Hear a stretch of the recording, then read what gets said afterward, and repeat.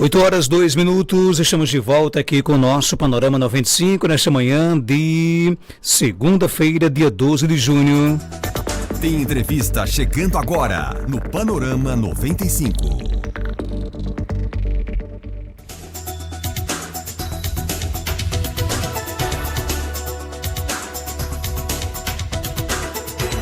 Olha, 8h03, confirmando 8h03, o assunto da política do momento, né, é a decisão do Supremo Tribunal Federal sobre o suplente que assume o mandato do deputado cassado Deltan Dallagnol, né, e até que ponto isso pode impactar também nos outros estados do nosso Brasil. Aqui, por exemplo, no nosso estado, há uma possibilidade de que isso também traga um impacto aí, uma provável mudança nos quadros da Assembleia Legislativa.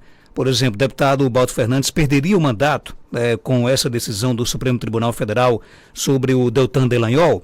Para entender um pouco sobre isso, a gente conversa agora com o professor de Direito e coordenador do curso de Direito da Faculdade Católica Santa Terezinha, o advogado Augusto Maia. Seja bem-vindo, Augusto, aqui ao nosso Panorama 95. Bom dia. Bom dia, Marcos. Bom dia a toda a sua imensa faixa de audiência. É um prazer estarmos juntos. O que é que aconteceu no Supremo Tribunal Federal que acabou aí dando o mandato do deputado Deltan Dallagnol para o seu suplente? Ô Marcos, veja só. A eleição de deputados no Brasil, ela segue uma sistemática que a gente chama de proporcional. É um sistema proporcional. Nós temos nas eleições o sistema executivo, que é aquele que se elege quem tem mais votos. Então, por exemplo, no Brasil, quais os cargos que são eleitos pelo sistema executivo de votação? O cargo de governador, o cargo de prefeito, o cargo de senador da República, né? Todos estes são eleitos, de presidente da República, são eleitos pelo sistema executivo. Já os demais cargos, né, os deputados estaduais, os vereadores, os deputados federais, são eleitos pelo sistema proporcional. E no sistema proporcional, a gente tem visto ao longo dos anos, não é eleito necessariamente quem tem mais votos. A lei traz um cálculo, né, uma equação, e dentro daquela equação, daquela média proposta pela própria lei, vai se verificar os candidatos que podem ser eleitos, e aí se traz a lista dos nomes eleitos, que, repito, não necessariamente, não vou explicar aqui agora como é feito o cálculo, porque nos demandaria muito tempo, mas não necessariamente são eleitos aqueles que têm mais votos, isso aí as pessoas já sabem. E aí, para essa última eleição, você sabe que no Brasil a gente tem essa dificuldade de que toda eleição nós temos uma mini reforma eleitoral. Então surgem regras eleitorais novas, e aí para aquela eleição todos os candidatos precisam se adequar àquelas novas regras. E nós tivemos para as eleições de 2022 no Brasil uma mini reforma eleitoral que estabeleceu que para as eleições de deputados, os candidatos, para serem considerados eleitos, eles precisavam atingir uma nota de corte, um percentual mínimo de votos, né, dentro da média do quociente partidário, que nós chamamos. Olha, o que é o quociente partidário? É a quantidade de votos que tem que se atingir para ser eleito. Então, suponha, no Rio Grande do Norte, suponha que esse quociente fosse 60 mil votos. Estou dando aqui um número cheio para a gente facilitar a conta para quem nos acompanha. E aí, a lei diz, para ser eleito deputado, precisa ter pelo menos 10% desse quociente. Então, era uma nota de corte que a própria lei, o Código Eleitoral, estabeleceu. Então, se eu tinha que para deputado estadual o quociente era 60 mil, se precisava de pelo menos 10% para ser eleito, então você tinha que ter pelo menos 6 mil votos, nesse exemplo que eu estou dando, para poder ser eleito deputado. Aí veja só, no cálculo da média dos eleitos, suponha que aquele partido, vamos utilizar o exemplo do PL, suponha que o PL colocasse 2 deputados. E aí um atingiu essa nota de corte, está dentro. E o outro? Não, tem vaga para outro, mas todos os demais do PL não atingiram pelo menos 10% dos votos, Marcos. E aí, com esse entendimento, a Justiça Eleitoral vinha dizendo o quê? Então não pode colocar essa segunda vaga, ou terceira vaga, ou quarta vaga que fosse, não pode colocar esse outro nome. Não pode, por quê? Porque não atingiu 10% da votação. E para ser eleito se precisa atingir pelo menos 10% da votação do quociente. No caso do Rio Grande do Norte, qual foi o exemplo prático do Rio Grande do Norte? O PL, o Partido Liberal, ele elegeu 3 deputados estaduais. 3 deputados estaduais. Nós tínhamos o Wendel Lagartixa, que não foi considerado elegível, então teve o seu registro indeferido, né? Mas foram eleitos como é aquele lá de Apodi? Neilton Diógenes, Terezinha Maia, né? Foram os 2 que ficaram. Tem mais algum do PL? Fora esses 2? Eu acho que não. Foram os 3 que tinham ficado, né? Então o PL elegeu, né, pelas contas, esses 3. Wendel, Neilton e Terezinha Maia. E aí o que é que aconteceu? O Wendel foi considerado inelegível, não poderia assumir o mandato, permaneceram Neilton e Terezinha. E o PL, portanto, como os votos de Wendel não foram anulados, eles foram considerados da legenda, ou seja, do partido, do PL, então o PL poderia colocar um outro nome, um terceiro nome, já que ele tinha votos para eleger 3. Só que quando o TRE, ou seja, o Tribunal Regional Eleitoral aqui do Rio Grande do Norte, foi fazer a contagem, a totalização dos votos, o TRE disse, espera aí, esse terceiro nome seria parece que é Tenente Cleveland, é um nomezinho assim, Paul Cleveland, parece que é tenente ou é cabo, alguma patente assim. E aí o TRE disse, não, seria esse Cleveland que só teve 2.219 votos, em que pese ele ser o primeiro suplente, ele não atingiu essa nota de corte de 10%. Então o PL não vai poder colocar esse terceiro nome. E aí o que é que o TRE fez? Redistribuiu essa terceira vaga que seria para o PL, redistribuiu para o bolo. E aí no bolo, o partido da vez, para colocar um nome, era o PSDB, e o primeiro suplente do PSDB era o Baldo Fernandes, o deputado Baldo. E o deputado Baldo assumiu o mandato. Então não sei se eu me fiz claro para quem está nos acompanhando. A história do Rio Grande do Norte foi essa. O PL tinha condições de colocar 3 deputados. Por razões jurídicas, o deputado Wendel Lagartixa foi considerado inelegível, mas os votos dele foram aproveitados para a legenda. Então o PL estava com 2 deputados já que tinham assumido, Neilton e Terezinha, poderia colocar um terceiro pela quantidade de votos que tinha. Mas como o terceiro seria esse Cleveland, que não teve o percentual que a lei estava dando, que era 10%, o TRE disse, não vou dar um mandato a ele, vou redistribuir para o bolo. E no bolo sobrou para o PSDB e assumiu o então primeiro suplente do PSDB, que era o deputado Baldo. Essa foi a história da eleição do Rio Grande do Norte. Sendo que essa mesma lei que previa, Marcos, que para ser eleito você tinha que atingir pelo menos um percentual de 10% dos votos, essa mesma lei previa também que na definição de suplente nós não incluiríamos a exigência de votação nominal mínima, que a lei chama, ou seja, não incluiria a exigência de nota de corte de 10%. Então a lei diz, olha, para ser eleito, é até uma incongruência da lei, mas ela diz assim, para ser eleito, você precisa ter pelo menos 10% dos votos do quociente. Para ser suplente, não precisa. Suplente é qualquer pessoa que teve votação que não foi eleita. E aí, por essa definição que a lei dava, então se o deputado eleito ou não assumiu por alguma razão, ou foi depois cassado, ou morreu, sei lá, qualquer hipótese que ele deixou o mandato. Então seria chamado o seu suplente, e pela lei, suplente seria qualquer pessoa que tivesse voto, independente do percentual mínimo, poderia assumir. Só que o que é que os tribunais regionais eleitorais de todo o Brasil vinham aplicando, a meu ver corretamente, vinham aplicando até o presente momento de entendimento, vinham dizendo o seguinte, olha, se nós temos uma exigência de nota de corte, de votação mínima para quem é eleito, nós temos que ter uma exigência de votação mínima também para o suplente. Não faz sentido eu exigir pelo menos 10% do quociente para quem está sendo eleito, depois por alguma razão ele sai do mandato e o seu suplente não tem que atingir a nota de corte. Quer dizer que são critérios diferentes para um e para outro. E aí os TRE estavam todos aplicando esse mesmo entendimento, e fazendo o que o Rio Grande do Norte fez. Quem é o suplente do PL? Não, é fulano. Fulano atingiu 10% da votação? Não atingiu. Chama o próximo do próximo partido. Foi o que foi feito no Rio Grande do Norte, foi o que foi feito em todos os estados do Brasil, e foi, por exemplo, o que o TRE do Paraná fez com a distribuição da vaga de Deltan Dallagnol. Quando Deltan Dallagnol foi considerado inelegível, como o Wendel foi, e perdeu o mandato, peraí, o titular perdeu o mandato, eu tenho que distribuir o mandato para um outro, para um suplente.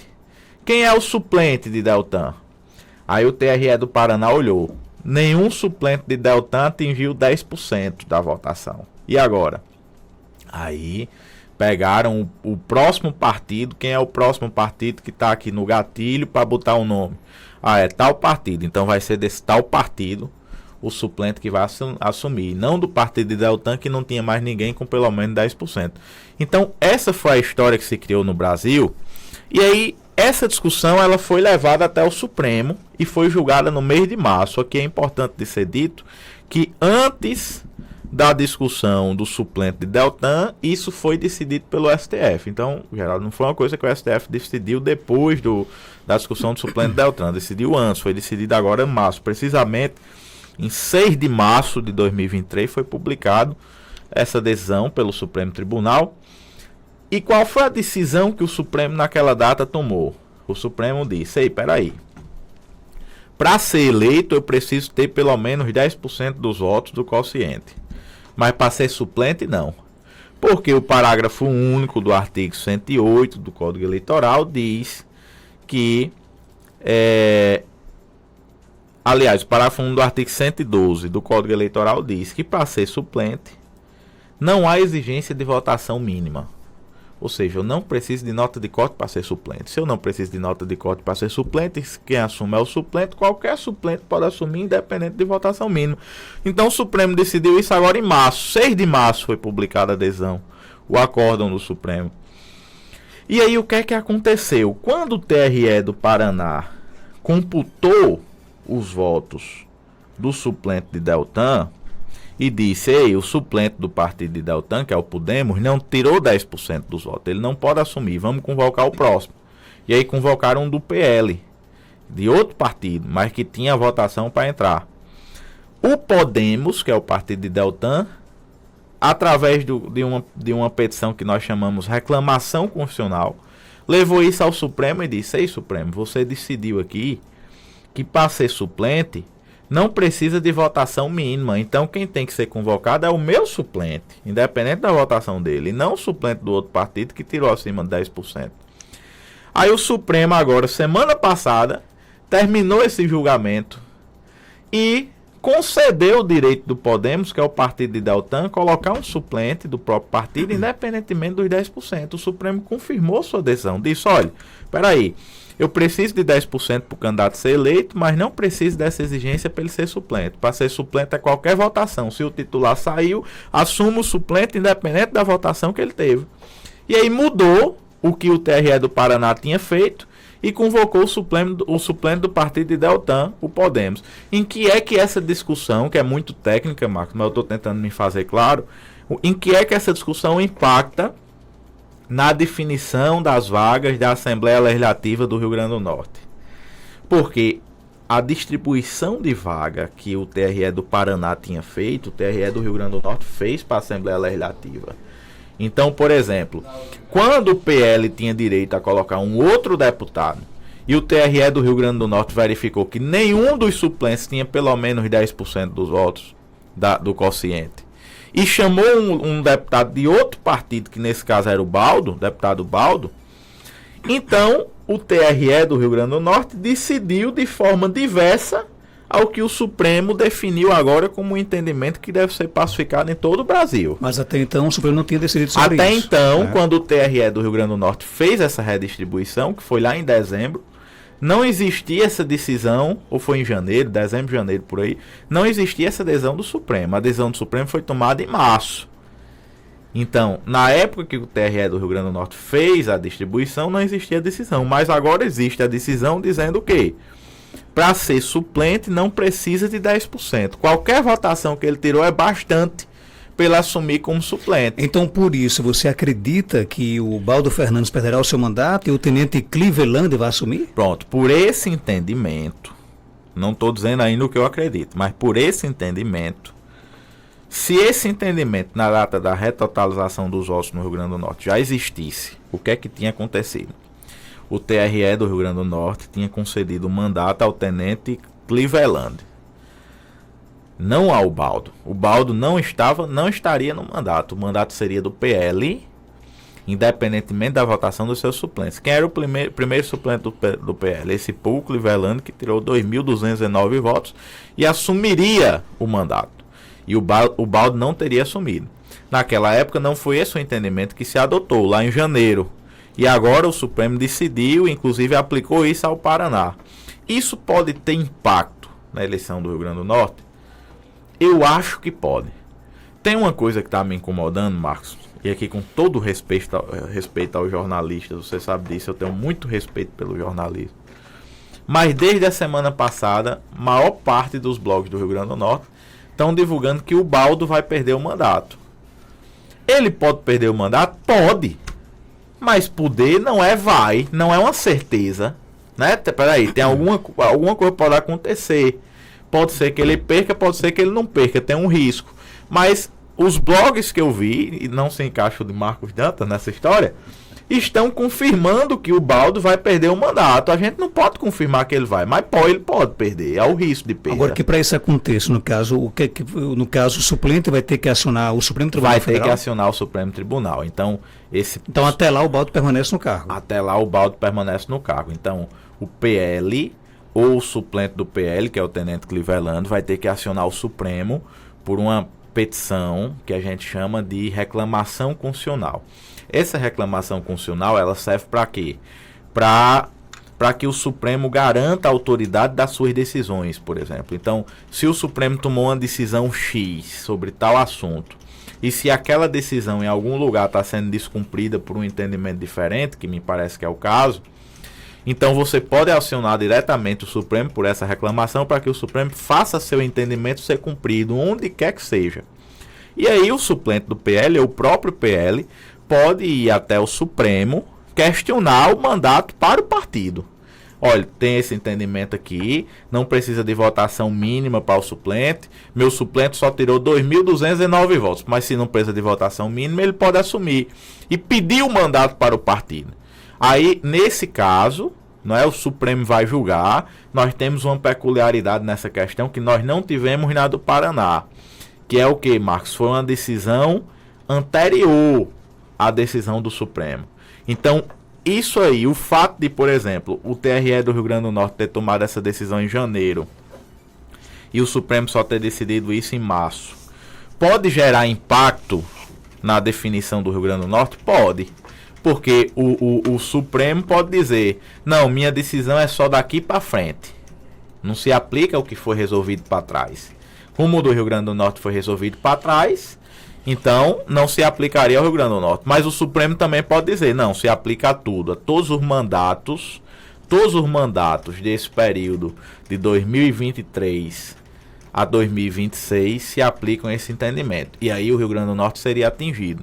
Então é uma discussão que possivelmente vai ser levada ao Supremo Tribunal Federal. Esse entendimento, lá aplicado ao suplente do Paraná, não se aplica diretamente ao Rio Grande do Norte. Por isso que eu critico quem está publicando que vai perder o mandato. Não se aplica automaticamente o entendimento. Existe um entendimento, existe um risco de perda do mandato, mas a aplicação do entendimento não é automática. Vai depender do questionamento do PL ou do seu suplente, e aí o suplente vai avaliar, primeiro, se aplica para todas as situações ou só de março para frente. Se o Supremo disser só de março para frente, não atinge o Rio Grande do Norte. Se aplica a todas, atinge o Rio Grande do Norte. E aí, atingindo o Rio Grande do Norte, nós teremos uma redistribuição das cadeiras da Assembleia Legislativa. Porque aí perderia o mandato PSDB com seu deputado Baldo Fernandes e ganharia o mandato PL com seu deputado Tenente Cleveland. Seria essa a nossa história. Augusto, eu entendo a sua colocação, né? A explicação técnica é densa, né? É densa, né? Muito densa. E eu entendo todas essas questões, eu entendi a sua explicação. Só não entendi, né? E aí você pode me explicar, Por que esses critérios eles não são pré-definidos? Por exemplo, o TSE poderia pré-definir isso para evitar todo esse caminho, né, toda essa redistribuição e rediscussão. Se são duas análises, 2 pontos de vista. Mas pela fala do Augusto, está definido isso, está pré-definido. Agora são duas situações em um entendimento, não é isso? Mas essa pré-definição já poderia ter sido feita lá antes da eleição. Entendeu? Mas aí perceba, Geraldo, essa pré-definição já existe na lei, que é o Código Eleitoral. Então, por exemplo, o Código Eleitoral, lá no artigo 108, ele vai dizer: estarão eleitos os candidatos que obtiverem um número de votos igual ou superior a 10% do quociente eleitoral. Então, primeiro, ele diz: quem é que se elege? Quem tirou pelo menos 10% do quociente. Então, essa aí é a lei geral. A lei. Aí o parágrafo único do artigo 112, na mesma lei, vai dizer quem são os suplentes. Primeiro eu digo quem são os eleitos. Aí a lei diz: quem são os eleitos? São todos aqueles que tiraram pelo menos 10% do quociente. Depois ela vai dizer quem são os suplentes. Quem são os suplentes? Na definição dos suplentes não há exigência de votação mínima. Então a própria lei diz: para ser considerado eleito eu preciso pelo menos 10%. Para ser suplente eu não preciso de votação mínima. Isso é uma discrepância? É. Porque, quer dizer, para eu ser eleito na eleição mesmo, no dia da votação que vai se proclamar o resultado, eu preciso ter 10%, mas para eu assumir como suplente depois eu não preciso ter 10%. Com base nessa discrepância, os tribunais eleitorais vinham dizendo o que, Geraldo? Peraí, a lei diz que para ser eleito tinha que ser pelo menos 10%, tinha que ter pelo menos 10% dos votos. Então, para assumir o mandato, o suplente precisa ter pelo menos 10% dos votos. Para assumir o mandato, definitivamente precisa ter 10%. Para eu aplicar o quê? A mesma regra aos eleitos e aos seus suplentes. Que era o correto. Então, a lei já previa anteriormente, mas a gente pode considerar que ela tinha uma discrepância. E aí os TRE estavam aplicando o quê? Não, vamos de forma igualitária aplicar a lei aqui. Então eu aplico 10% ao suplente e aplico 10% ao titular. Aí o Supremo veio agora em março e disse: não, peraí, você pode dizer que a lei é discrepante, que a regra é injusta, que não faz sentido, mas é a regra. E a gente precisa aplicar a regra. Aí o Supremo disse: eu aplico 10% aos eleitos, mas eu não aplico percentual nenhum ao suplente. Então o suplente pode assumir o mandato independentemente da votação que ele teve. Isso foi o que o Supremo disse agora. Então, essa regra já estava pré-definida. Foi definida por quem? Pelo Congresso Nacional. Mas os tribunais eleitorais dos estados estavam aplicando o entendimento por uma questão, digamos assim, de justeza, de igualdade para todos. Para todo mundo estava aplicando os 10% de percentual mínimo. E agora o Supremo disse: vocês não podem fazer isso não. Vocês têm que fazer o que está na lei. O que está na lei, 10% pelo menos para os eleitos, nenhuma exigência de votação mínima por suplente. Então o suplente, independentemente da votação que ele teve, pode ter tido um voto, mas é suplente, é o primeiro suplente, ele assume. Aí é essa questão que impacta agora. Isso foi decidido agora em março, e naturalmente as decisões que foram tomadas com base nesse entendimento que o Supremo não ratificou, o Supremo disse o quê? O entendimento não é esse, o entendimento é aplicar o que está na lei, não tem percentual mínimo. Então, claramente, nós podemos ter uma distribuição das vagas. Há risco de o deputado Baldo Fernandes perder o mandato? Há risco. Há risco de o PL ficar com o mandato no Rio Grande do Norte? Há risco, pode acontecer. O deputado Baldo vai perder o mandato para o PL? Não sabemos, existe o risco, né? Mas a definição disso só vai acontecer no futuro, né? Nas próximas semanas ou meses, se o PL ou o suplente Tenente Clivelando questionar o mandato no Supremo. Augusto, obrigado pela sua participação. Algo mais a acrescentar, pode ficar à vontade. Obrigado, Marcos. Eu quero agradecer a sua atenção, a audiência de todos que nos acompanham, a Geraldo também. Quero dizer que hoje é um dia muito feliz para todos nós, nação rubro-negra, porque estão deixando a gente chegar e nós estamos chegando. Geraldo aqui já está com uma preocupação, viu, Marcos, para quem está nos ouvindo. Está nervoso já. Ele está nervoso, já tirou a camisa do Palmeiras, está nervoso aqui. E, Marcos, só sobre um outro ponto, né? Não é sobre essa questão que a gente falou agora, sobre um ponto que eu queria destacar, que o vereador Lobão falou anteriormente, né? Sobre a questão de uma possível consulta para a mudança de nome do bairro Castelo Branco, para pelo menos oficialmente dar o nome ao bairro do Padre Edmundo Cágerer.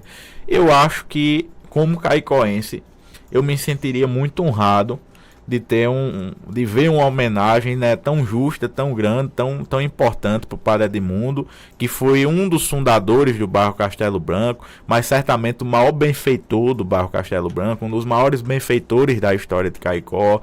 Então foi alguém que trouxe para aquele bairro muitos equipamentos, trouxe a vida, né, assistiu pessoas, era alguém na melhor definição que a gente tinha de humanidade, de respeito, de decência, de correção. Então certamente a população do bairro Castelo Branco, mas toda Caicó também, haverá de concordar com essa homenagem de que oficialmente o bairro se chama Padre Edmundo. Eu quero aqui expressar também como cidadão a minha concordância. 8h27, já já a gente volta com mais notícia aqui no nosso Panorama 95, nesta manhã de segunda-feira.